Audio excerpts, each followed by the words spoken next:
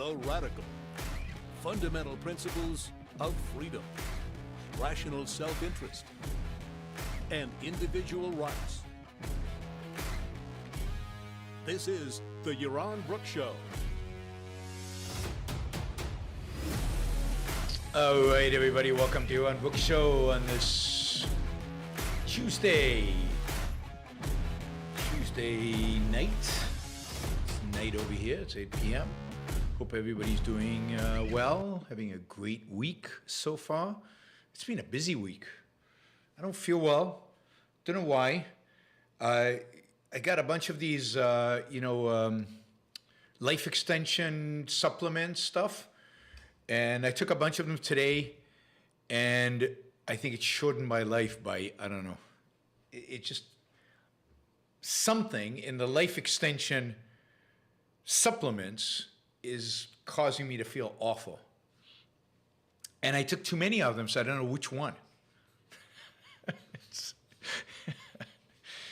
Oh man, it's pretty ridiculous. Anyway, tomorrow we'll start with taking one at a time and figuring out which one it is that is causing me to feel so bad. It could be, Tessie could be right. It could be that Vladimir Putin is poisoning me. It's not just could be, it's quite likely. I have called him names. I've been to Russia and called him names. And we know what he does with people he doesn't like, so yes, I lay the blame squarely, not on the life extension stuff. I think it's ginseng. I think I respond very negatively to ginseng. I was once in Korea and they gave me a bunch of ginseng and said, this is life-changing. And yeah, I almost threw up. No, this doesn't have ginseng in it. Must be something like it. I don't know. Anyway, we'll figure it out. We'll do the scientific method. We'll experiment. We'll drop some stuff and we'll see what happens. Anyway, no, this stuff doesn't have ginseng, so I can't blame the ginseng. It must be something else. It must be something else causing me. Oh, wait. Tazy, thank you for the support. Colt, thank you. Really appreciate it. Today, we're going to catch up on some news items. We're going to talk about more bad news out of China. Well, bad news for the Chinese anyway. I think for all of us, ultimately. Saudi Arabia, we should talk about. NMN, yeah, I'm taking NMN. Could it be the NMN? Is that what's causing me to feel so terrible? Is that, Frederick, does NMN cause that? I took it for the first time today. And it's like I had a headache. I feel nauseous. Anyway, it's not what it's supposed to do. It's supposed to give me energy and make me live long. And NMN. So if anybody knows anything, and I'm taking something called Format by Elysium. Anybody knows anything? It's not M&M. It's not M&M's. It's not. It's NMN. Frederick says he doesn't think it's the NMN that's causing me to feel bad. I don't think so either. I think it's this advanced immune support thing. Anyway, we'll find out. I don't want to badmouth them until I actually know. Oh, okay, we'll talk about Saudi Arabia. In particular, we'll talk about Biden and Saudi Arabia. We'll talk more broadly about Saudi Arabia. I think it's important that we get a good sense of Saudi Arabia. It is a crucial country in the world out there, unfortunately. We'll talk about the heat wave in Europe. Tazy, you're alive. It's like, if you read the headlines in the United States, London is literally boiling. There are bubbles coming out in the asphalt, and you guys are barely surviving on life support systems. 1,000 people have died of heat stroke in France and Spain, I guess. And anyway, I have the solution. I have the solution to the European heat wave. We'll talk about my solution to. Tazy says she loves heat. You're in the wrong country to love heat. All right, and then if we have time, I promised to talk about Hemispheres by Rush. So I'll do my my review, I guess. I can't even bring myself to calling it a review, but a review of Hemispheres by Rush, if I get it, or if we have time. Let's see.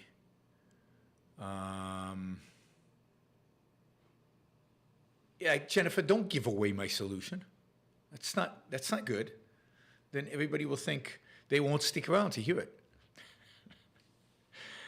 All right, let's see. Yasa said it was 40 degrees. Where is here? You say it was 40 degrees here today. Where is here?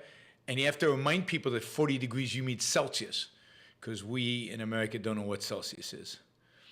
All right, let's see. All right, China. Let's start with China. All right, China. China is in trouble. China is in trouble. The official GDP number came out for China. Now, just a little history here, recent history, very recent history. As recent as 2005, China was going at 11% a year. It actually grew faster in 06. I think it went up to 14 point something. It was going double-digit rates, GDP growth. It had been growing double-digit rates for the previous 2 decades. It was considered an economic miracle. It was considered the new model for the world, interpreted as, what they called state capitalism, state-run with some statist policies with some free markets. And it was, it was truly unbelievable. I think it was 14 in 2007. It was 12 and a half, or close to 13 in 2006, and over 11 in 2005. And it looked like this was going to go on forever, right? Forever. By 2019, that growth rate was cut in half. It was now 6%. And since then, the growth rate has declined. And this year, actually, it was below 6% in 2009. It was under 6%. And just recently, we heard that in the last quarter, the economy had slowed to just 0.4% growth. 0.4% growth. This is post-COVID. This is post-2020. This is this year, the first quarter of this year. Now, given that these numbers are coming out of China, and given that China has been known to smooth out its GDP numbers, it wouldn't surprise anybody, I don't think, that 0.4% GDP growth in the first quarter of this year actually represents a negative number. It wouldn't be surprised if China is probably in a recession and seeing its economy shrink. I think this is probably for the first time. I don't know, 2020, it did better, significantly better than the West, because, it shut down early and then opened everything up. But it wasn't doing great, and I think this is the first recession I can remember. And during the Great Financial Crisis, China still grew at like 9% GDP growth a year. So China is not doing well economically.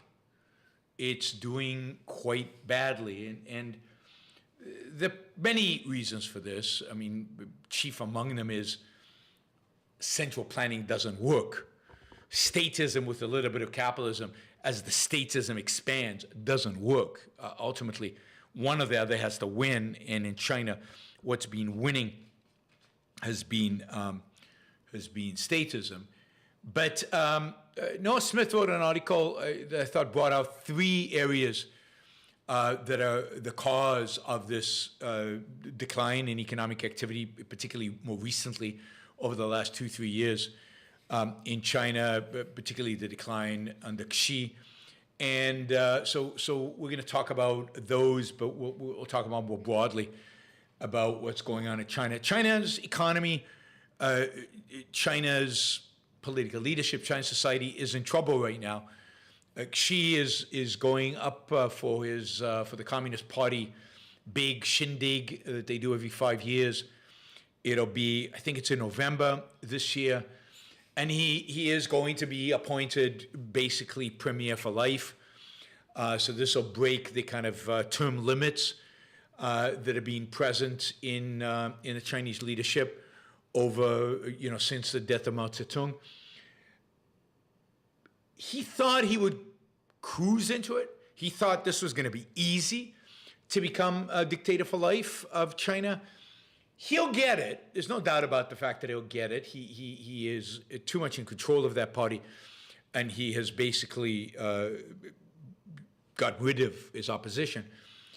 But it's going to be a lot more difficult than he thinks. That is, there's going to be some murmurs, there's going to be some noise, there's going to be some challenges. The Chinese Communist Party does not like to fail. They do not like to have social unrest. They don't like to have problems out there in their world. And it's happening. And I think it's not going to be easy for him, although he will get elected, I think. So elected. He will get chosen, whatever the hell that means. He will self-appoint himself to the title of Premier for Life in November. But let's review the three that Noah presents. Noah Smith has a Substack that deals with economics. He's kind of a left of center type, but he often writes about China and Japan and other countries. Very insightful economic analysis of them. Well, one thing that's clearly happened is that China in 2021, in early 2021, started cracking down on its tech sector. Now, the tech sector, until then, was, for the most part, left alone. For 20 years or so, the tech sector had grown up organically within China. I'm sure there were state intervention, there were some subsidies, there was stuff going on, but generally it was left free. Many entrepreneurs became very, very wealthy. Some became billionaires. There was a real entrepreneurial spirit. There was massive foreign investors. A lot of the leading venture capitalist funds in the United States started investing in startups in China. There was the beginnings of real innovation, not just copying. Indeed, in some respects, China is more advanced than the United States in things like payment systems integrated into social media. They are far more advanced in the U.S.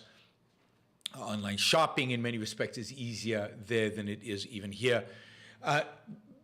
So for a long time, Chinese growth and Chinese success was driven by the fact that this massive growth area, this massive area of foreign investment, was basically left alone. And we know what happens when you leave a market alone. You get an explosion in growth, entrepreneurship, and it can, that's how you get 10, 14% GDP growth. It's because of the private sector and entrepreneurial success. So that happened in China, and the tech sector is a big driver of economic success in China over the last 20 years, particularly over the last 10. For example, China's been huge in games, in gaming, maybe games that have not come to the West, but games in China. What happened more recently is that China's decided that they want to more heavily regulate and manage the tech sector in a number of ways. One, they wanted to knock them down a few notches. They were getting a little arrogant. Some of the CEOs in the tech sector, some of the big shots, were actually getting to the point where they were criticizing the Communist Chinese Party or particular policies. That's not acceptable. You can't do that. So they were chopped down a few notches, brought down a few notches. These billionaires were gaining too much power, too much popularity, too much just hype in the Chinese public.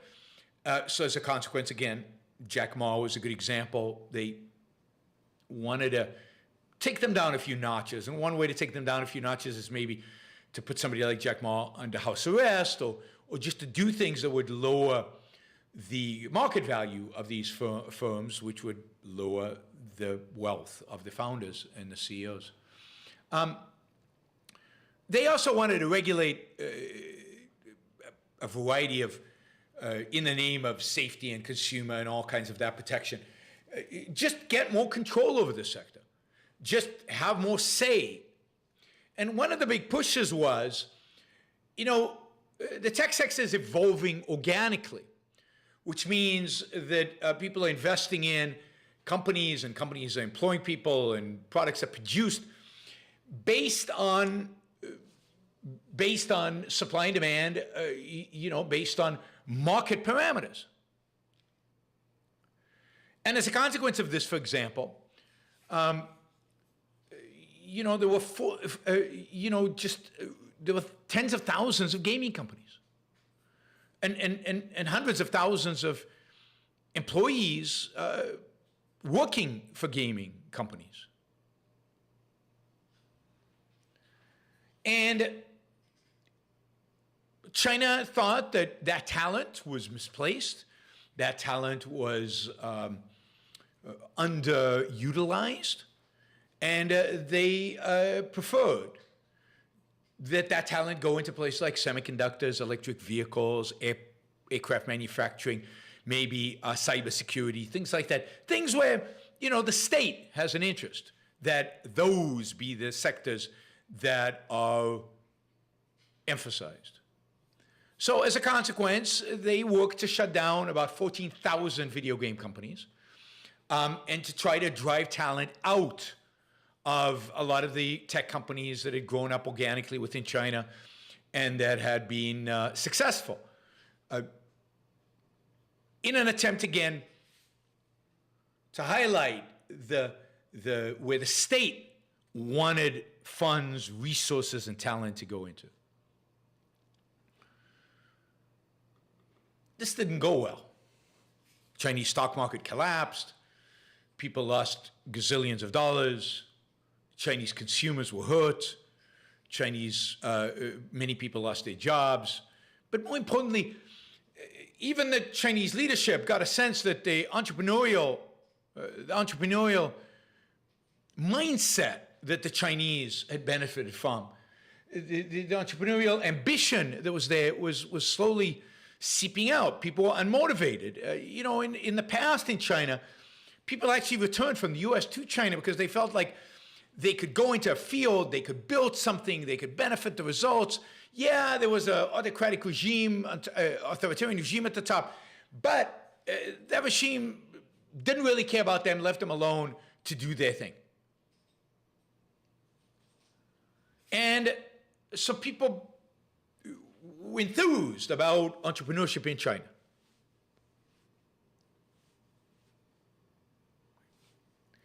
And that was going away. People were not afraid. They'd be successful at business. The business would grow and the business would thrive. And then the Chinese government would step in and start regulating, start controlling it, start limiting it, or destroy it because some bureaucrat didn't like it. Again, we're talking about authoritarianism.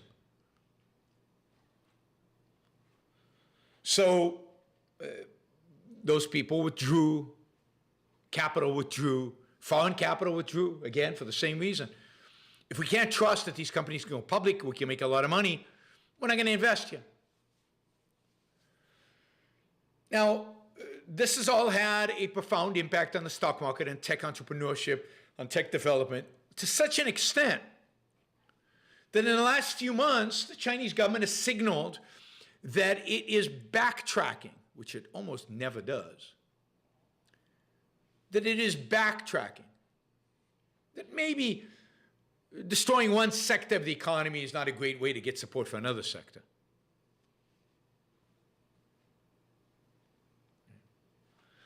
So they started saying things like, that they're going to reduce the regulations on IT, on the tech sector, that they actually going to allow or support the tech sector's efforts to go public overseas and to lift overseas.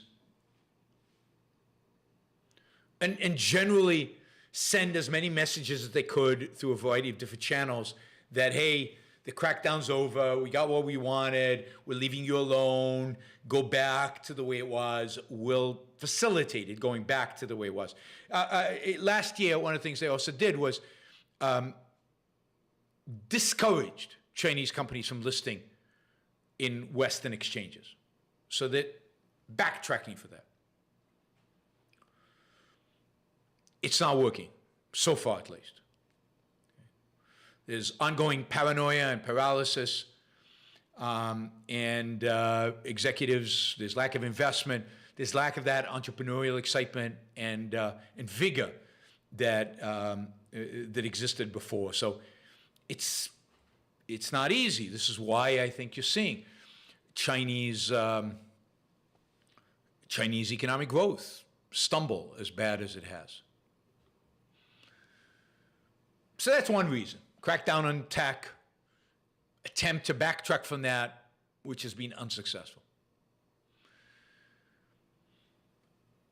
The second thing that they did over the last couple of years, real estate. Now, for many, many, many years, really decades, China has been heavily subsidizing real estate growth, the building of buildings. It's allowed and facilitated the ability of real estate developers to get cheap loans and to super leverage themselves and to build, even in places where there was no demand, to create these ghost cities that ultimately are filled, but not in an economic kind of justifiable way.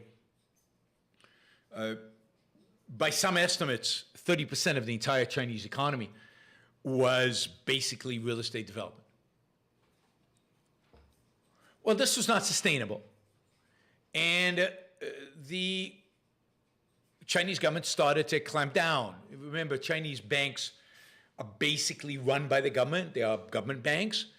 So, the loans that are given to real estate developers by banks are not private loans. They're loans that are, in a sense, subsidized by the government. Well, they start cutting back on that. Started cutting back on the building of on buildings to the extent that a lot of building projects just stopped. Some skyscrapers, 3/4 in, have not been completed. A lot of residential buildings where people had supposedly bought apartments are now not being built. So we've got abandoned construction projects all over China.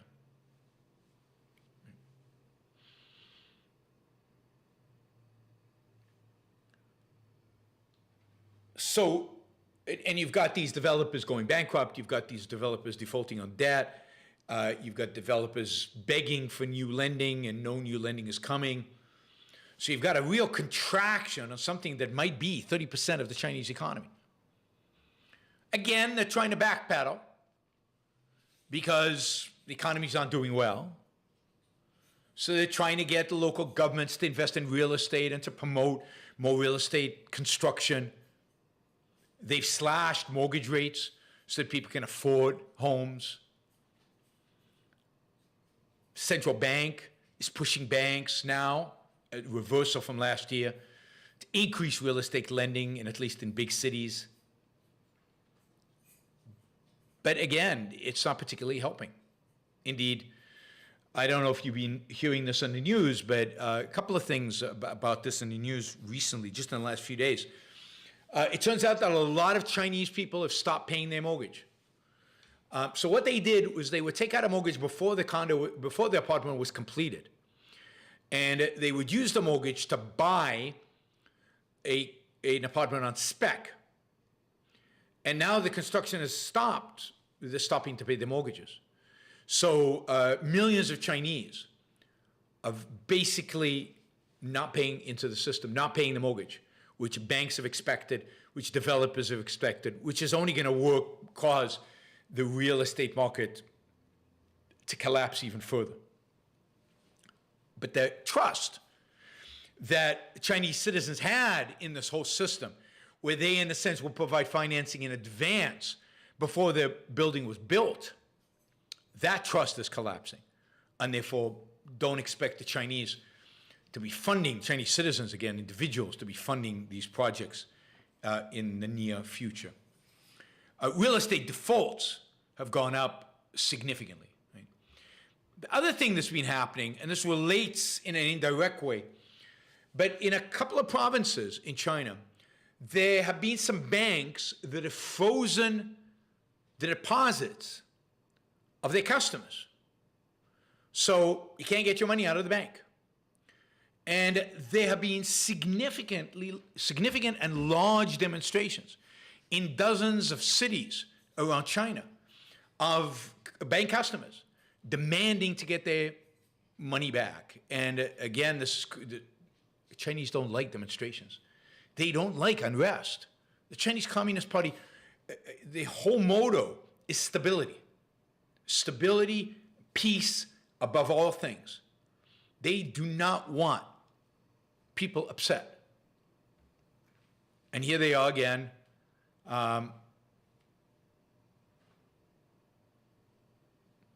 Here we are again, seeing that trust in the banking system, their trust in the real estate, collapsing. Common people in China basically losing trust in the regime. And that is scary for the communist regime. Finally, so real estate we know is collapsing. We've got real estate and which is causing real problems with banks. We've got technology, the problems in technology. Finally, we've got the zero COVID policy in China. China has this crazy policy where they don't want COVID, zero. Like the rest of the world is pretty much figured out, it seems, we'll see, that we're just gonna have to live with COVID. And we're all gonna get COVID. And it's at this point, in its degree of deadliness, particularly given vaccines, COVID is just another flu. It's just another seasonal virus, and we're just gonna have to live with it. And that's basically what the West has recognized. So people have gone back to work. People are doing events. People are doing indoor dining. People are not wearing masks. World has gone back to basically normal, but not in China. In China, every time there's a sign of COVID, they shut a city down. They do these massive lockdowns, sometimes for weeks on weeks, which shuts down production, shuts down demand. And again, makes it very, very difficult to have economic growth.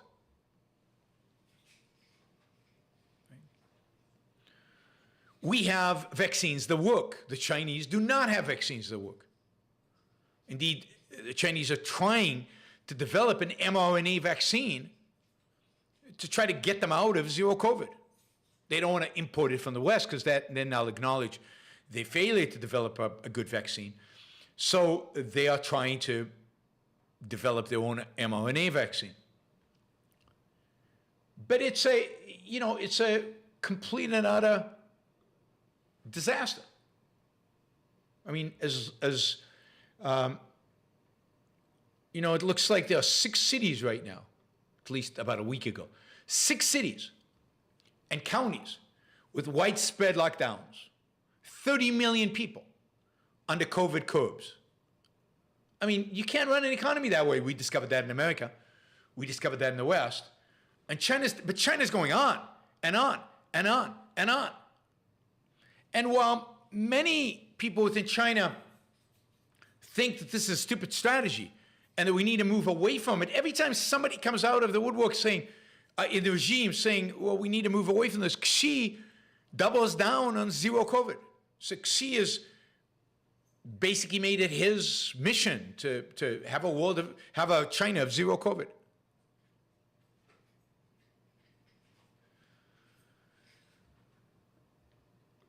What you're seeing here, I think, is just the beginning. I don't think China as an economy is over. I don't think it's finished. I think there's still a lot of dynamism there, and there's still an element of freedom, and certainly in certain sectors within the Chinese economy. But what we're seeing is, an adjustment to reality. That is, central planning doesn't work. maybe it can have some positive results in the very short run, but it doesn't work. Maybe it can artificially project a higher GDP or higher economic growth, but long term, it doesn't work. And what happens to authoritarians is not that they, over time, become less and less authoritarian, but it's much more likely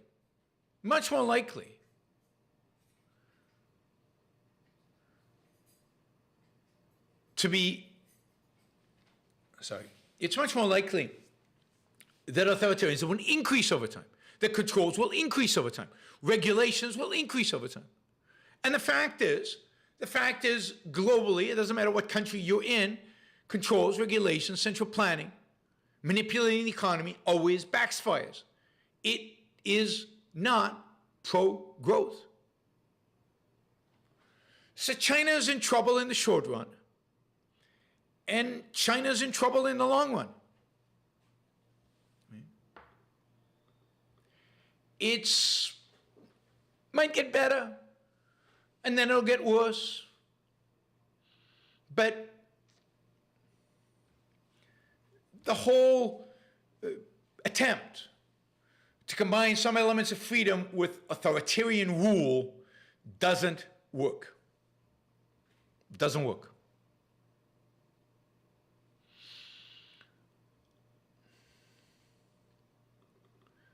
Let's see. If you even look at Beijing, Shanghai, now that they've opened up after the lockdowns, consumption is down significantly in both places. People have not returned yet to normal. If you look at every single parameter from an economic perspective, China is struggling right now. Now, granted, so is the West, so is the United States, and we haven't seen the worst of it. The whole world is in for quite a shock in terms of the economy. And but China's not going to be immune for that. China's probably going to be worse, if not as bad, if not worse, than the rest of the world in terms of its economic prospects. China could be the most dynamic, exciting, largest economy in the world by far. But to actually do that, they would actually have to adopt freedom as a principle, or at least be as free as the West is. If China was as free as the West is, they're incredibly hardworking, incredibly ambitious, incredibly devoted to self-improvement. The Chinese could be unbelievably wealthy. What's holding them back is what holds us back. It's the central planning, it's the controls, it's the regulations, it's all of that. All right, the Chinese, wherever you go in the world, have always done well economically. Look at Singapore, when they're allowed to be free. Look at Hong Kong. Look at Malaysia and Indonesia, where a significant amount of the wealth belongs to the Chinese minorities. They have an incredible work ethic. They're very entrepreneurial, and they make money. They make money. We'll see what happens in China, but I am suspicious of their. I'm skeptical of their ability to continue to grow significantly, and to be a threat, as everybody imagines, a threat to the United States and other places. All right, let's see. So Super Chat is off to a very slow start today. I don't know what's going on. Catherine is here. She seems to be actively encouraging you, but you guys are non-responsive. So as you know, we fund the show through the Super Chat and through your monthly contributions. Oh, here's an ask for you guys. So my website is down. It seems like it's been hacked. I am looking for a WordPress expert. I'm looking for somebody who really knows the inside out of WordPress and is willing to either donate some time or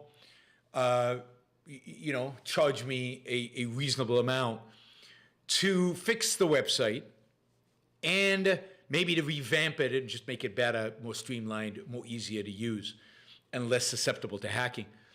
So if there's out there anybody who is a WordPress expert and is willing to do the work, email me at yaron@yaronbrookshow.com. This support page on yaronbrookshow.com, the support page is not working.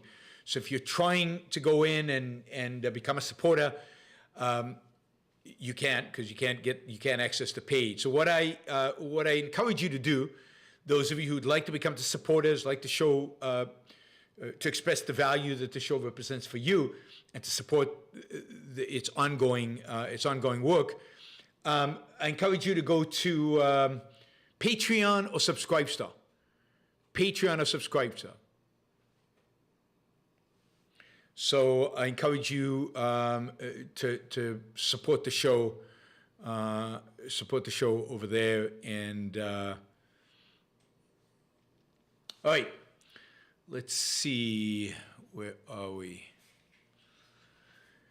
We started on the Wikipedia page, and I defaulted on it. Somebody was working on it, I forget whom, and they asked me some questions about it, and I owe answers to whoever's working on the Wikipedia page. I will do that. But right now, much more urgent for me is my website, particularly getting the support page up.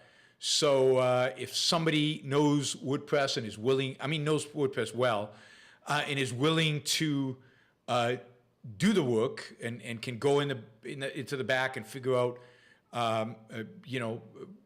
what the hackers did and also revise the page to make it simpler and easier to use, then that would be terrific. So come on over and let's work together on it. And if you have ideas on how to make the web page better, how to make the web page more appealing, that would be great.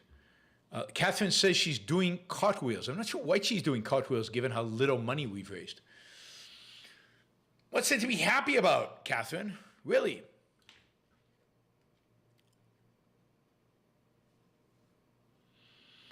All right.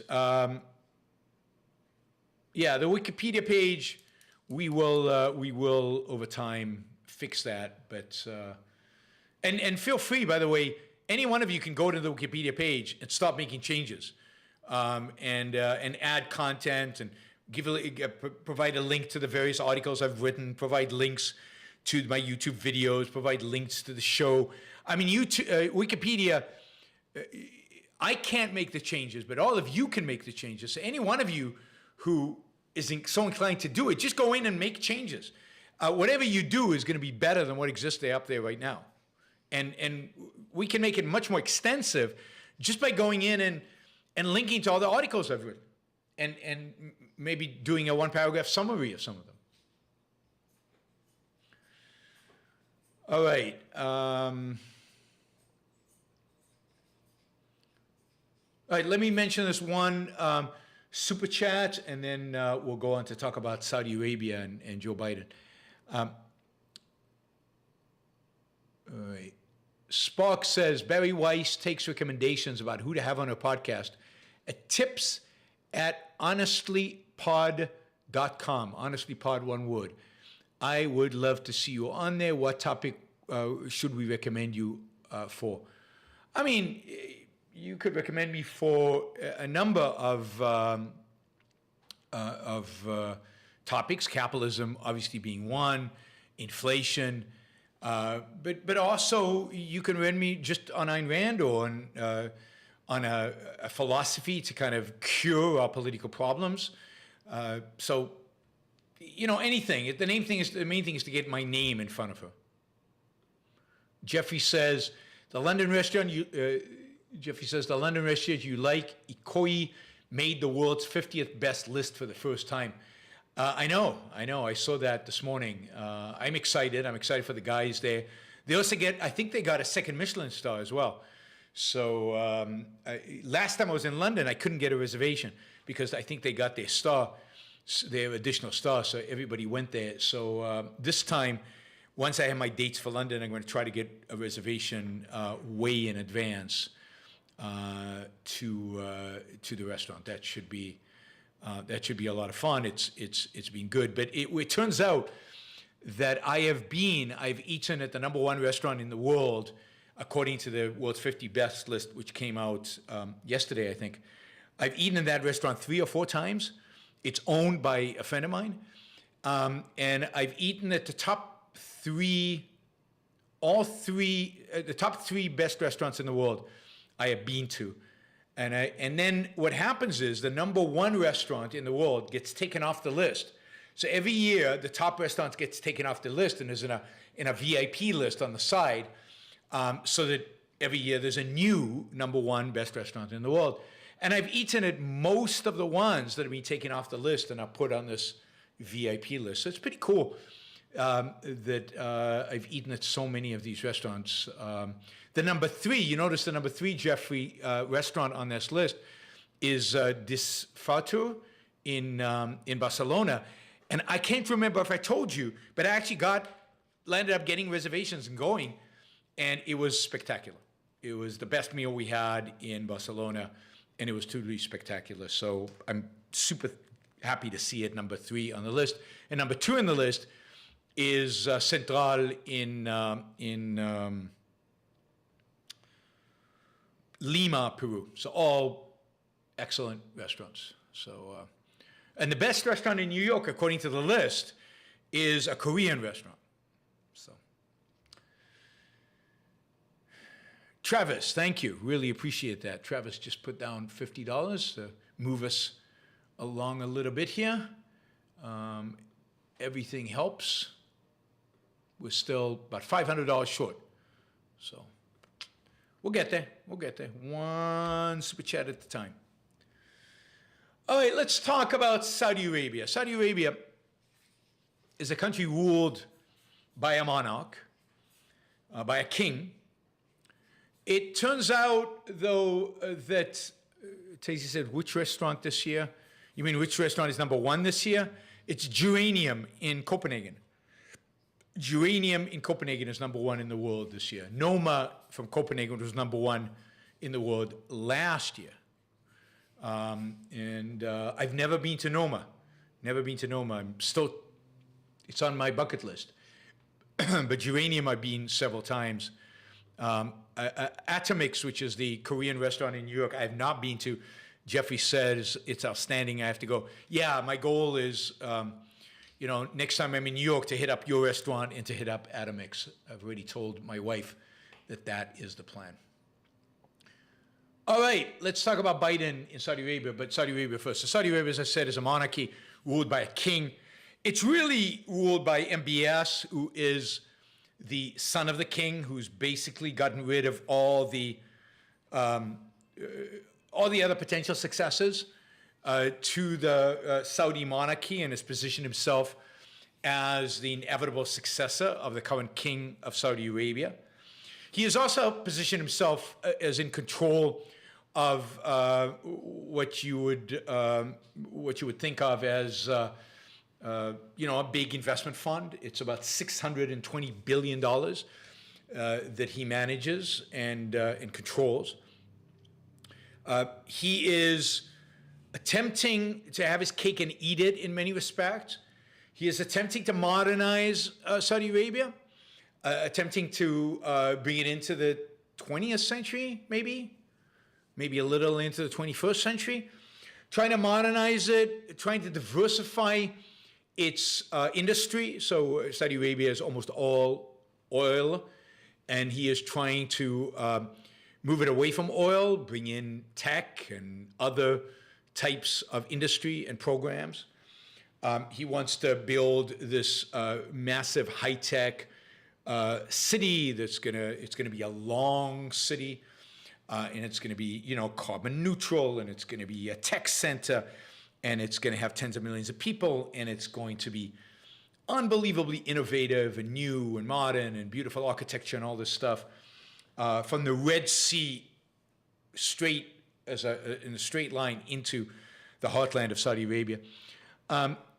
He wants to innovate all this. He even wants to loosen up things like allowing women to drive and loosening up some of the religious laws, and maybe slowly start putting religion a little to the side and make it less important in Saudi life. He's investing a lot of in putting down and defanging the people with power in Saudi Arabia before him. He was famously imprisoned a bunch of Saudi princes and a bunch of Saudi millionaires in a hotel, and ultimately released them under very stringent conditions, and they've all lost a lot of money, and that money's being redistributed to, guess to who? To MBS. He's doing all this while maintaining Saudi Arabia as a kingdom with no move to liberalize it politically, and with no move really to reduce the role of the central government in centrally planning and controlling every aspect of life, never mind the economy, in Saudi Arabia. So they very much want to somehow mimic the West without understanding what makes the West click, what makes it move. So they're quite happy to murder journalists and to imprison atheists and to stone adulteresses and to chop off the hands of thieves. And at the same time, declare that they are going to be, a 21st century country with technology and growth and entrepreneurship and innovation and all these things, without understanding the connection between secularism and entrepreneurship, the rejection of authoritarianism and economic growth,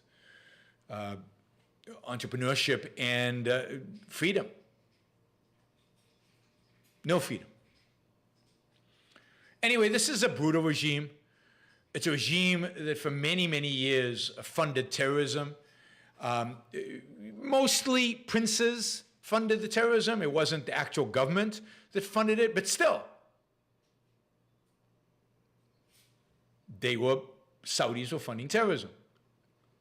They were funding all the religious schools all over the world, including the madrasas in Afghanistan and in Pakistan, where people were radicalized to terrorism. They were building mosques all over Europe and funding those mosques, and again, promoting. So Saudi Arabia has been at the heart of Islamism and at the heart of, really not at the heart, but the promotion of anti-freedom, anti-liberty ideas, certainly all over the Middle East and beyond the Middle East, supporting Islamic populations all over the world and supporting the radicalization. And yet, Saudi Arabia has the second largest oil reserves in the world. Second largest oil reserves in the world. Anybody knows who has the largest oil reserves in the world? What country has the largest known, we're not talking about unknown, but known reserves of oil in the world? Anybody? 1, 2, 3. Venezuela. Venezuela has the largest oil reserves in the world. We can't drill there, we can't get at them because there's no technology. Russia doesn't have that much oil. Again, Venezuela is the largest oil reserves in the world. And anyway, Saudi has the second largest, and the Saudis have relatively easy oil. It's close to the surface, it's easy to drill for, it's easy to get, it's cheap to get. And Saudi Arabia has a cartel called OPEC that it is a leader of. And that cartel is basically tries to set the price of oil in the world. Right? And by setting the price of oil in the world,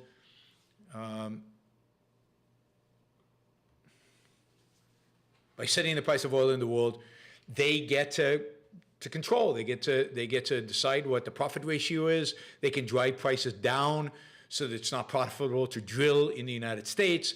They can help keep them up. Now, there's a limit to how much control they really have because cartels don't really work, and this one is a pretty weak cartel.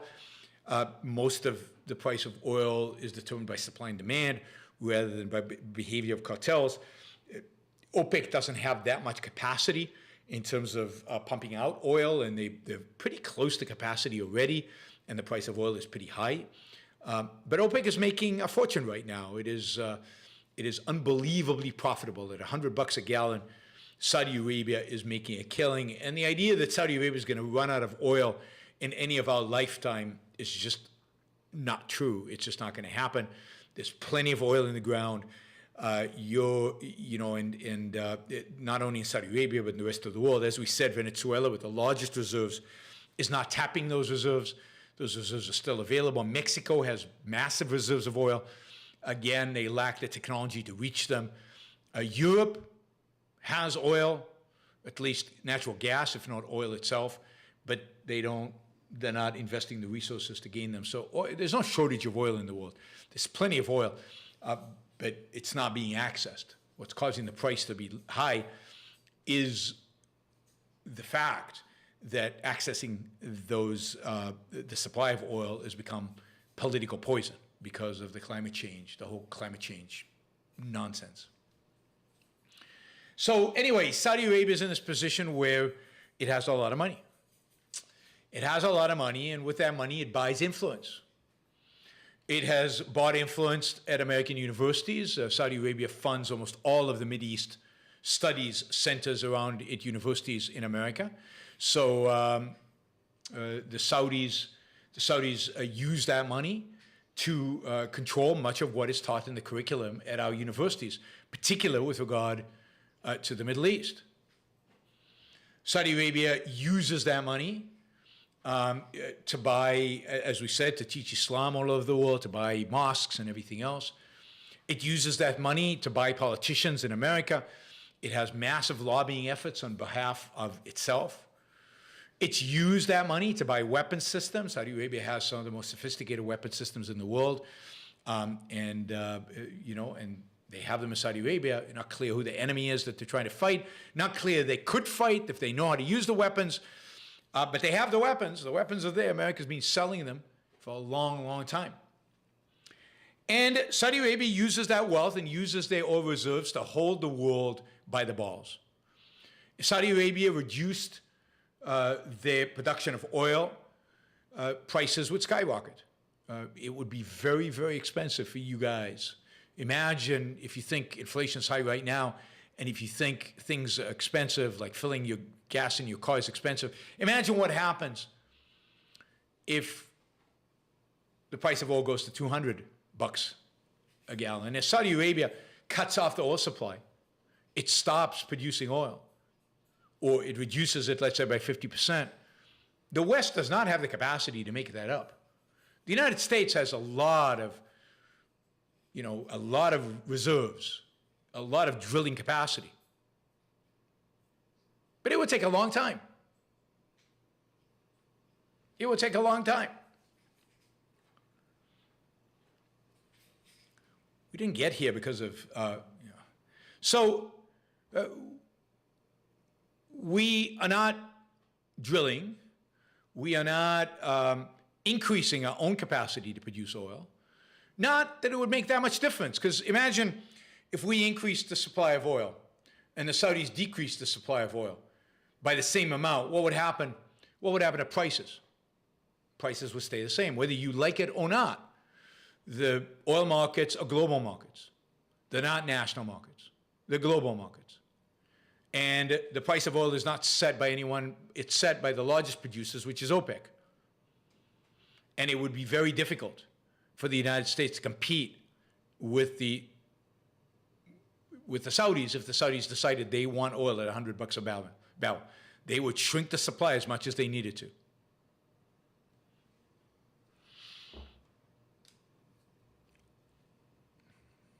Our production capacity of oil out of the ground is almost to the levels it was pre-COVID. So Biden has not shrunk our productive capacity.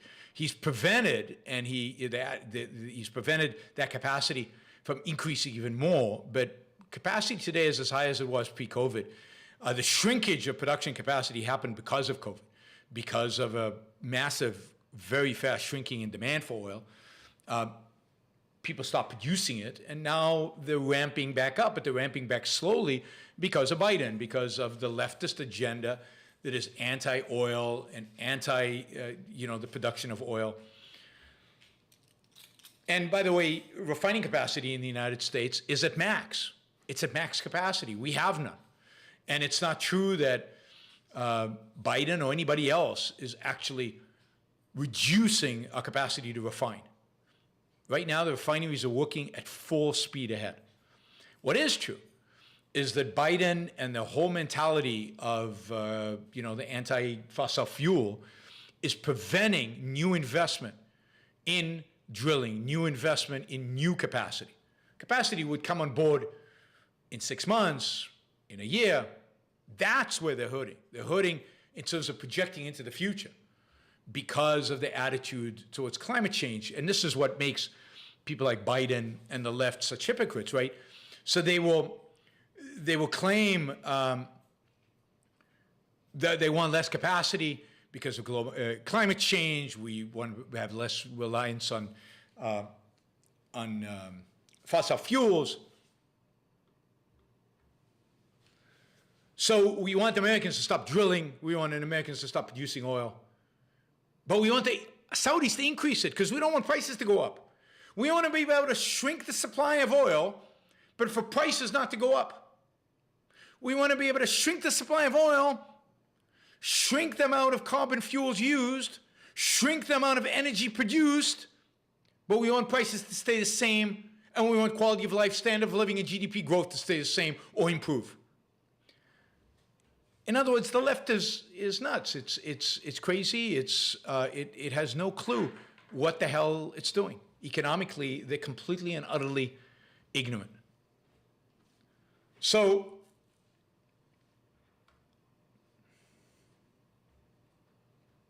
it's the future that the left and the Bidens are destroying. The present is a consequence of COVID. It's a consequence of long-run U.S. energy policy. You can blame Biden, but Biden is destroying our future more than he's destroying the present. I'm saying Biden had little to do with the current price of oil. He has everything to do with the future price of oil. He's destroying our future. The present was determined by people before Biden came into office.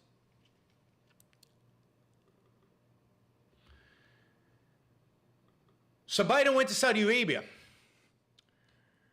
Biden went to Saudi Arabia in order to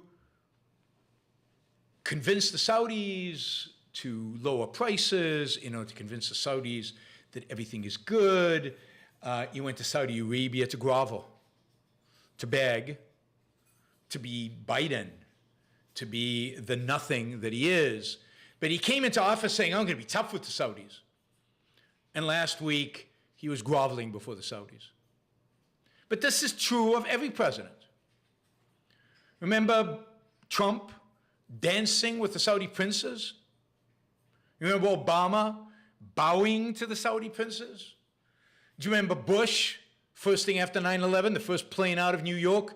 Saudi princes. For decades now, we have groveled before these authoritarian, theocratic barbarians. Saudi Arabia is not an ally. Saudi Arabia is an impotent enemy. It's not an ally of the United States. It's not the United States' friend. It doesn't support any of the goals, ambitions, values of the U.S. The only thing where they give lip service, at least, to supporting the U.S. is in its hostility to Iran. But not because they want to protect the United States, only because they're afraid of their own Shiites. They're afraid of a Shiite rebellion within Saudi Arabia. So Saudis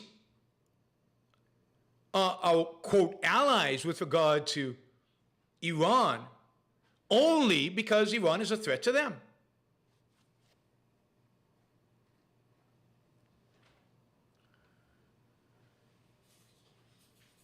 And we send our presidents over there.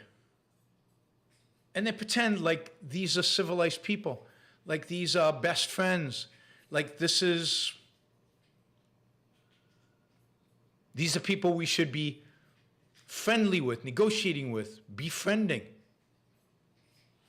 It's so weak. And indeed, Biden went there unbelievably weak, right? Because of primarily what happened in Afghanistan and his lack of popularity in the United States. He's unbelievably weak, went there. But every president, Bush and Trump was just as bad as Obama and Biden in their groveling before authoritarians, in their groveling before. There's nothing for us to gain from being realpolitik. Realpolitik is suicidal. Realpolitik is a disaster. Realpolitik has made America weak. Realpolitik has made America a laughingstock of the world. What we need is a moral foreign policy. What we need is unequivocal statement of the immorality of the Saudi regime, of the immorality of kingdoms, period, but certainly kingdoms based on a theocracy. We should condemn Saudi Arabia. We should not sell them weapons. We should be forthright in terms of what our goals and what our values are. If we have enemies, we should destroy those enemies. We shouldn't grovel before the Saudis to help us out a little bit. If we want more oil, we should drill for more oil. We don't need Saudis' permission. We don't need the Saudis' approval. All you have to do is threaten the Saudis. Saudis don't have a military. They don't have anything of value to provide us. Kumbaya is the worst strategy, but Kumbaya is what we're doing today. If we have to, well, we should destroy the Saudis. But the idea of groveling before them is absurd and ridiculous.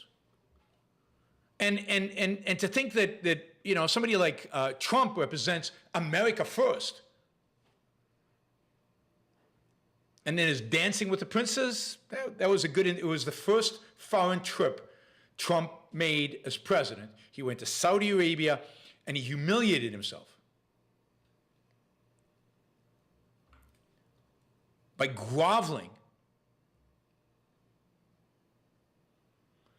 So, no, I'm anti-realpolitik. I'm for a principled, strong, determined, America first foreign policy that places the interest of America first above all else. And interest means the protection of the individual rights of American citizens, protecting their lives and their property.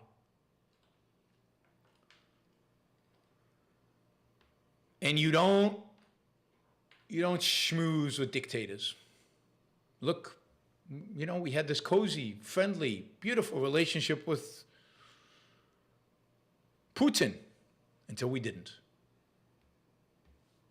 And we have this great, friendly, beautiful relationship with the Saudis until they decide to fund the next Al-Qaeda, and then we don't. So, no, I find it disgraceful what Biden did. I find it disgraceful what previous presidents have done. This is a deal with the devil that was cut by FDR in the 1940s to supposedly, the deal was they give us oil and we protect them. It's time we stop protecting them. And it's time we took our own fate from a global perspective into our own hands and stopped relying on allies that are authoritarians. Don't need it. It won't work. Nothing good long-term will come of it. Right. All right. My little thing on the Saudis. I've got a lot more to say about Saudi Arabia, but another time.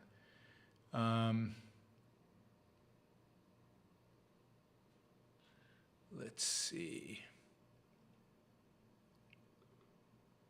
Yeah, all objectivists are against realpolitik. Absolutely.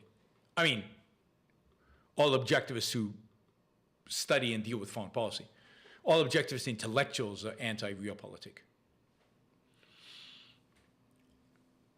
All right, so back to the super chat.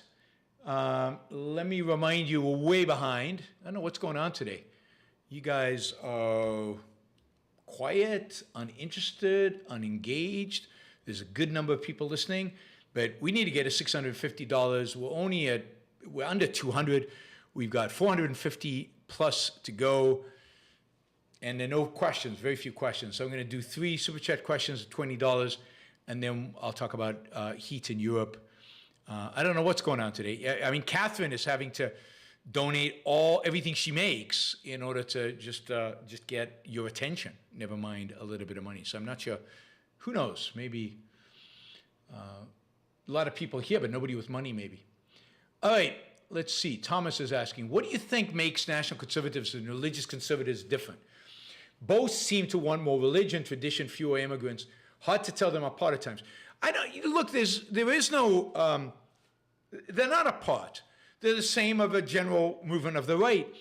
It's just a difference of what is emphasized. The national conservatives emphasize the nationalism, and they want to keep the pretense of liberty and freedom and some ability of people. They don't want to be explicit about the complete elimination of state from church, a separation of state from church.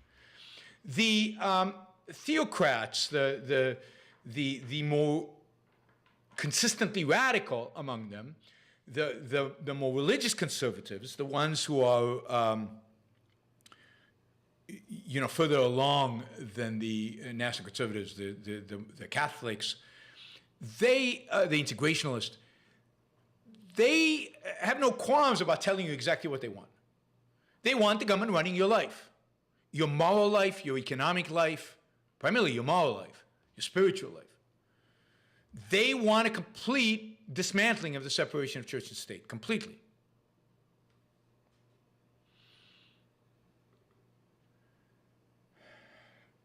So it's just a matter of degree. I mean, as you saw from what I described the other day, or what I read from you from their principles, the national conservatives are bad enough. And the national conservatives already want the dismantling of the separation of church and state. They're already really, really bad on this. It's just a matter of how bad and the degree to which that is true. God, why are you guys asking me to review songs? I mean, this is probably the thing I'm least competent at doing. And Shahzad keeps giving me more songs to do. Was there another song that I was supposed to do for you, Shahzad? Because I don't have a record of it, and I seem to remember that you had mentioned that there was a song that I had not mentioned. But anyway, I've got this one, Night Rider for 8 cellos. I've got that one right down. But okay, so also I would differentiate between the national conservatives and historical religious conservatives. Historically, religious conservatives were not intellectuals. And these are real intellectuals. These are the people who write books, write articles, give speeches, go out there and they advocate and they do the intellectual works. They address philosophy. They address the history. They shape the entire narrative. They don't just say, God told me. They're not the traditional religious conservatives of the past. These are far more sophisticated, far more sophisticated.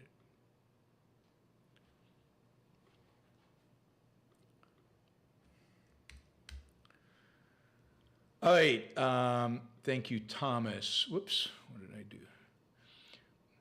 Michael asks, it's uncommon to talk about individual rights, but it is very common to bring up human rights. Is this a step in the right direction? People grasp you have a right to an attorney and you can't be mistreated by the state. Well, that's civil rights. So you have three senses in which rights are being used. You have civil rights, human rights, and individual rights. And in my view, human rights are individual rights. It's just human rights is being adopted by the left in order to make it non-individual. And they have long lists of rights, hundreds of rights. The European, thing of rights is long and detailed. And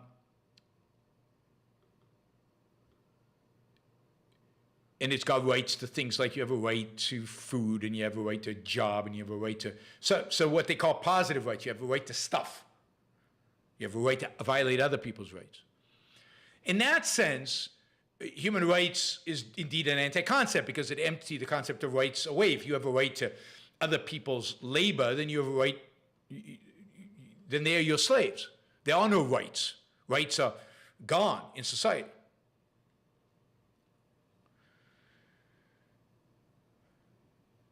But there's nothing wrong with the term human rights. Human rights, if they're understood as individual rights, is fine. Civil rights are rights that relate to your relationship with the government. So civil rights typically cover things like voting and a right to an attorney and things like that. And people are familiar with those. But civil rights are just an application of individual rights. You have those because you have the right to liberty.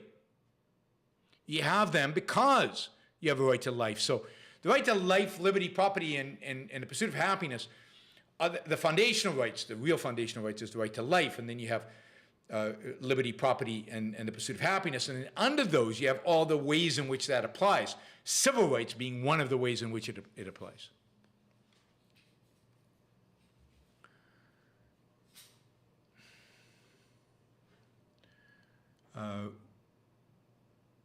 Rational Ron asks, hi Ron, what topic do you think is the easiest to convince a leftist about how we need more capitalism and not less? They always strawman my talking points.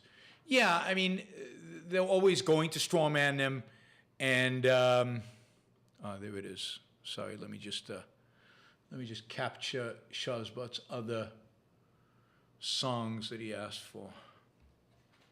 I don't know where the entry went. All right. Let me save that. All right, I've got a lot of songs to do this weekend. I don't think we're gonna get to, sorry, Jennifer. I don't think we'll get to Hemispheres today.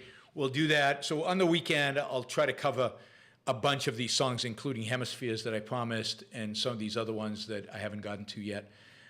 We'll do that on maybe Thursday, but certainly on the weekend shows. But thank you, Shazbot. That's very, very generous. So because of Shazbot and some of and the rest of you, we have dramatically improved the situation with regard to the super chat. We're still $250 short, so it's still $250. So we're still looking for 12, $20 questions. Let's see. Oh yeah. Hi, Iran. Oh, so what topic? I don't know that there is one that's easiest. I mean, look, arguing with leftists, some of them you're not going to get through to.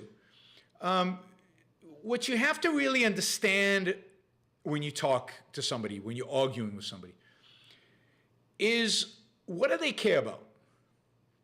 Try to find out what is interesting to them. What do they want to achieve?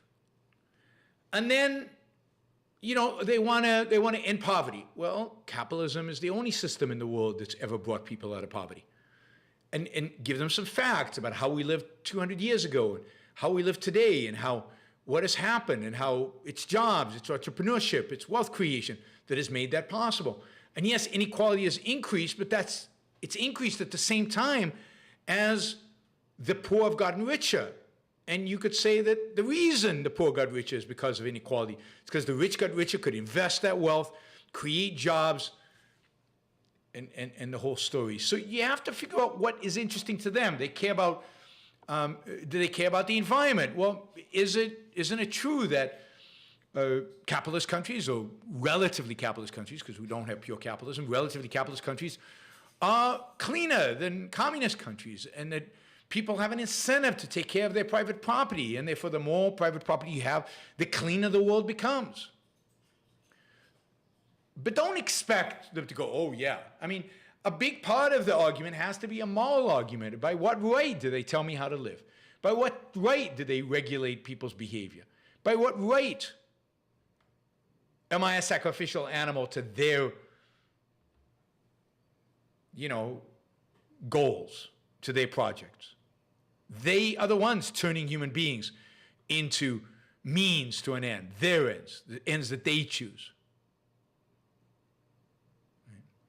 Mike Dahl, thank you, $50. That's very generous. Really appreciate it. We're down to under $200, so very much doable. All right. Jeffrey asks, considering Ocon in Miami, never been, what can I expect to get out of it? I think what you mainly can expect to get out of it is the fuel, the spiritual fuel of that results from being in an environment of like-minded people. The spiritual fuel of engaging with people who agree with you on the fundamentals, on the basic principles.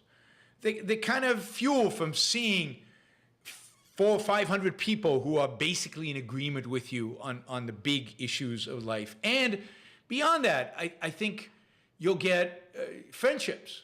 You'll meet interesting people. You'll meet fun people. As Thomas says, you'll hear great concerts. And of course, you'll hear great talks. Now, the talks you can hear later on video, but it's just more exciting and it's more fun to be there. But I think the social aspects are the real benefit of it. Just the knowledge that you're in a room with 400 other people who share your values, or mostly, and the kind of potential relationship, friendships that can come of that. I've known a lot of, not I'm suggesting this, I know a lot of marriages that happen from people meeting at Ocon. So it's the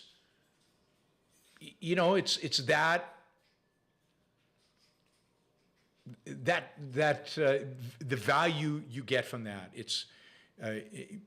You should try it. Try it once. Some people try it once and that's enough for them. And some people get hooked and they're there every year. Some people call it, a goat's gulch for them. It's like a place you go detached from the world, separated from the world, with like-minded people.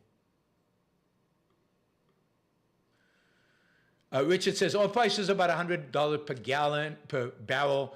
You said per gallon. Units of measure matter. Don't be anti-semantic. Only environmental zealots want $100 per gallon gas. I meant per barrel. I apologize. I misspoke. It's easy to do. I did not mean, and I'm not being anti-semantic. Of course, measurement matters. But I meant to say barrel, and I said gallon. Sorry. Let's hope we never get to $100 per gallon. That's pretty bad inflation rate. Thank you, Richard. I appreciate the support. David asks, is it immoral to trade with China? If not, will it be when Xi wins his third term and is in essence become party emperor? Will it be when they invade Taiwan? So I don't think whether Xi gets elected or not elected makes any difference. I mean, he is basically already the authoritarian leader of China, and China is clearly getting more authoritarian, not less. And certainly as it becomes more and more and more authoritarian, the morality of trading with it becomes more and more and more of an issue. The more you get the sense that when trading with China, you are benefiting the government, and the government is doing horrible things to its own people, the more immoral it all becomes. The problem is, of course, that we live in a world today where it's almost impossible not to buy stuff from China. It's impossible to find things that are not made in China. I don't think you should burden yourself, when you have options, when it's reasonable for you not to buy from China, I think you shouldn't buy from China. But there's certain things that are either impossible or, almost impossible or really, really difficult. And I'd say then you have to be egoistic about it. You have to say to yourself, I can't spend my life chasing down every last product that I buy to be from somewhere other than China. And if you don't buy it from China, is Vietnam okay, even though Vietnam's still an authoritarian country? So you have to put it within the context of your own life and within the context of what's available and what's possible with a reasonable amount of effort. I also think that there's still a robust private sector in China. There's still, Chinese businesses and Chinese individuals pay far lower taxes than American businesses do. Much of what we buy from China as individuals comes from those private individuals and private businesses. And, very little of it goes to the Chinese government. So I am not, at this point, diligent about not buying from China. So I don't think it's immoral to buy. And remember, you're not trading with China. It's not that kind of an economy. You're trading with the Chinese person. And the question it's not like Cuba. If you visit Cuba, every single dollar you spend in Cuba goes to the Cuban government. When you visit China, that's just not the case. The hotels are private, the restaurants are private. You are trading with individual Chinese, and I'm happy to trade with individual Chinese. Now, at some point, China will become so authoritarian that, you're basically supporting the government of China. But that's the point where they'll be exporting a lot less because they'll have less values to offer us. So I don't worry about buying stuff from China, although if I have an option, I'll avoid it. But I'm not going to go out of my way. Not at this point, anyway. All right, let's see. Yeah, it's hot in Europe. Temperatures are at record levels. The UK, has been unbelievably hot. And people are frantic. This is obviously proof that the world is warming and that we're heading towards Armageddon and that people are going to die and that life is going to be unbearable and things are going to get horrible. And this is bizarre to me. Maybe the world is warming. I don't know. It's possible. It's possible. But it strikes me that people live in Las Vegas. People live in Nevada. People live in all kinds of places in the world. In Arizona, Nevada. All kinds of places in the world that are hot. And Europe might become hotter than it was in the past, which will mean people will have to adapt. But we're very good at adapting. We get air conditioning when it's too hot. It's about time that in the UK, they got air conditioning in the homes, in the theaters. The shops already have them. People adapt to agriculture that they can grow, the kind of crops that they can grow. They adapt. They drink more water. They put sunscreen on when they go outside. We adapt. There's no, fixed weather that is the good, and any change to it is the bad. It's weather. And it's not,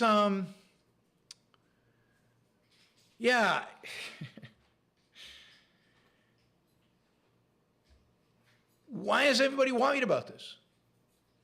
Sea rise levels will rise. It hasn't happened really yet, but let's say it does happen. Well, we built dikes like Holland did. And, we might have to move water from one place to another. And, if rain patterns shift, we will desalinate. We'll build nuclear power plants that, run desalination plants that provide us with huge quantities of water. And we'll pipe that water across the continent to wherever people need it. What's the problem? We constantly, I don't know if you've ever been to Boston or Washington, D.C. Like Washington, D.C. was one big swamp. It was wetlands. Today, you wouldn't be allowed to build in Washington, D.C. But it's this big, massive city. Reclaimed land. Land that was built on swamps. Boston, all of downtown Boston was in the Atlantic Ocean. It was part of the Atlantic Ocean. And it was filled in. I mean, we change the environment to fit our needs. And if something's out of our control, things get harder, then we change our living environment so that we can continue living. There's no great mystery. I mean, human beings survived ice ages, mini ice ages, heat ages, all kinds of things, and we will in the future. If we're free to use our minds to solve problems, to innovate, use ingenuity to change our environment to fit our needs. Who cares about some species going extinct or the weather getting warmer or any of these things? It doesn't matter. It's irrelevant. And to the extent that it matters, do something about it. Not by changing it, not by stopping living so the world doesn't get warmer, but by getting air conditioning, by building dikes, by desalinating, whatever it takes. We have the wealth, we have the intellectual capacity, we have the ability, we have the knowledge. Do it. Instead of sitting there and complaining about nature. Nature hates man. We're not suited for nature. We're not fit for nature. From the beginning, we have had to change nature to suit us, not the other way around. We change it. We change our environment.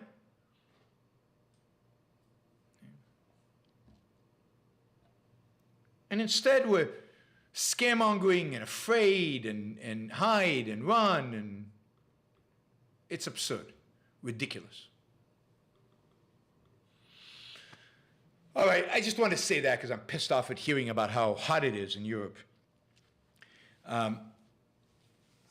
Let's see. So again, I'll just remind everybody of the super chat. I hate having to do this all the time. It's a little too much. But we are about $200 short, which is unusual. So I'm just not sure what's going on today. It's not a lack of people. It's a lack of, I don't know, maybe we're in a recession and people are worried about their jobs and their income. But, I spend a lot of time on these shows. The way I fund that is through your support of the shows. This is one way in which you can support the show. All right. I'm going to leave it from here on to Catherine. I've only got 2 questions, so you can ask lots of questions because there are only 2 right now, and the show will be over in like 3 minutes. All right, Wyatt 516. You say no one could confuse you or ARI with the left, but isn't that partially a convenient narrative to not have to hold yourself to the same standard or challenging your progressive friends at the IAI? But why have I not challenged my progressive friends at the IAI? I wrote an essay about the evils of statism and the evils of dictators, about the murderous regimes of Stalin and Mao Zedong that was published by the IAI. I went to the IAI conference and debated capitalism versus socialism. I, by the way, took this capitalist side on that debate. I gave a talk at the IAI on what did I give a talk on? On inequality, on my book, Equal is Unfair, pissed off three-quarters of the audience. So I'm not sure what it is that I'm doing, behaving pleasantly towards the IAI. By the way, I do the same thing on the right if they'd let me. I debated Yoram Chazoni. I debated Andrew Sullivan. But 90% of my debates, 95% of my debates have been with the left. So I don't understand the narrative. The fact is that AOI is not going to be confused with the left. The fact is that Ayn Rand is never thought of as a figure from the left. In every news article, in everything, it's always she's confused with the right. Indeed, she's sometimes confused with Trump. Sometimes they think that Trump's policies are inspired by Ayn Rand. Nobody's ever thought that Biden's policies are inspired by Ayn Rand, or that Obama's policies were inspired by Ayn Rand. So nobody is ever confused. Nobody is ever confused between AOI and the left. But I have, Yoram Chazoni I'm friendly with Yoram Chazoni in spite of the fact that I disagree with him. I'm friendly with the people at IAI, Institute for Arts and Ideas, who I disagree with. But they invite me to speak about the things I want to speak about. I don't compromise on those. And I attack the left constantly. So I don't understand. I don't understand where the question is coming from or what you're trying to say with it. It just sounds confused and confusing. And you're trying to, you've got an agenda behind it all, which I think is just strange. You want me to attack the left more and to attack the right less. I don't want to. You attack the left more. Why are you trying to tell me what I should do or shouldn't do? And AOI makes its own evaluation about who to attack, when, and on what. It attacks the left far more than it attacks the right, for the most part. All right, last Super Chat question, your last opportunity to ask a question.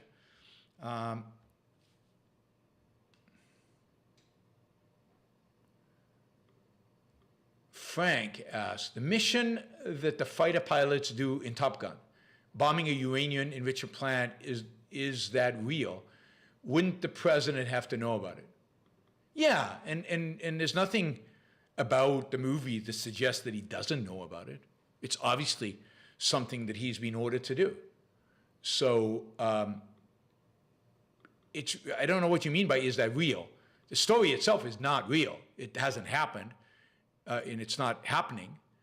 But it could be, and the president would have to order the attack. I mean, it's an act of war, and the president has to be involved. So I'm not sure what the question is, Frank. Is it possible to attack? I mean, I think there are a lot of flaws in that movie in terms of what needed to happen, and the whole thing is just a joke when it comes to reality. It's fun. It's a fun movie, don't get me wrong, and I enjoyed it, but if you actually start analyzing it, the strategy of attacking the uranium enrichment plant was ridiculous, and was, the explanations they gave for why they had to do it the way they did it in 2.5 seconds, and the anti-aircraft and all of this were all, wrong, just from a strategic perspective, just not true. But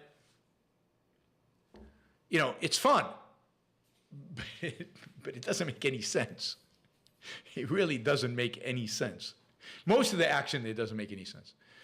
And if you want to know what are the parts of the movie that don't make any sense, I'm happy to go over that with you sometime. Just ask it in a Super Chat question. All right. Thanks, guys. I appreciate the support. I appreciate everybody who supported the show today. We did not make $650, and for the first time, I think since May or something, sometime in May. Certainly the first time with Catherine on board since May. So operas all make sense. What opera doesn't make sense, Tom? Operas all make sense. So I appreciate all of you who stepped in and supported the show. Thank you. I will be back on Thursday. Those of you who'd like to support the show on a regular basis, like a monthly basis, you can do that on, well, you can't do it on the support page because my support page is down. I'll remind you, if anybody knows how to do WordPress, please get in touch with me, yaron@yaronbrookshow.com. But you can do so on Patreon on Subscribestar, Yaron Brooks Show. Catherine is desolate. Adam is helping a little bit. He says, what is worth visiting or doing in Miami before or after Ocon? I think there's a good, I think there's a decent art museum. There's a good concert hall. I don't know if there'll be any concert halls there, but not much. Beach, the good restaurants in Miami, a lot of good restaurants in Miami. It's pretty. The place, Miami is a pretty place, particularly Miami Beach along the coast. A lot of beautiful people, beautiful parties, but I'd say beach. Marlins baseball. I might try to go to a Marlins baseball game. Art Deco hotels. Yeah, some of the architecture, particularly Miami Beach, is pretty nice. A lot of good food. A lot of good food. South Beach, I guess, is south of Miami Beach, but that whole coast is beautiful. And but it's not a city known for its culture, for things to do, museums and things like that. It really is a city that's about beach and partying, and you know, a great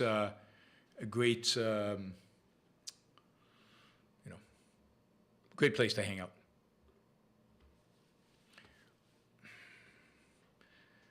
Yeah, I'm tempted to just, yeah, anyway. So thanks, everybody. I will be on Thursday. Not sure yet what the topic will be. I look forward to seeing you then. And I don't know if there are any alligators to watch in Miami itself. Maybe if you go out to the wetlands just outside of Miami, you can see some alligators. But yeah, bring your bathing suit. Hang out by the beach. All right, everybody. Have a great rest of your week. Bye.